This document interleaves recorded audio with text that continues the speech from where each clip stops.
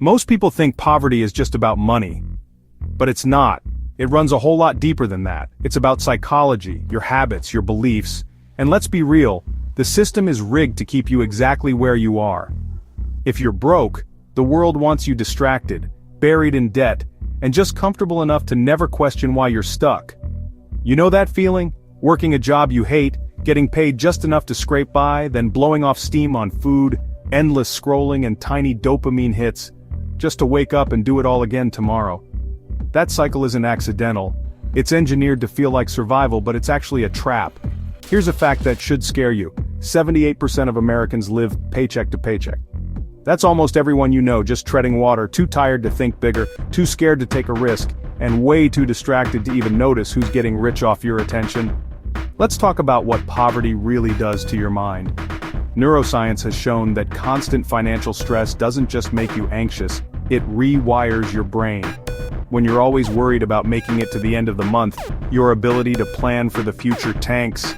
You start grabbing whatever short-term comfort you can, buying stuff you don't need, chasing the next little hit of pleasure. Long-term thinking, forget it. You're just trying to survive today. And after a while, you start believing this is all you're worth, that you're stuck, that the system works and maybe you just don't. But here's the truth, the system doesn't need chains anymore. Algorithms do the work instead. Your feed is full of fake success stories and manufactured lifestyles designed to make you feel like you're falling behind. School? It teaches you to obey, not to create. And your job pays you just enough to keep you from leaving, but never enough to actually live. Poverty isn't just about a lack of money.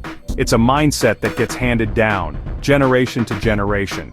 Not just through empty wallets, but through invisible beliefs about what's possible for people like you. So how do you break out? It starts in your head.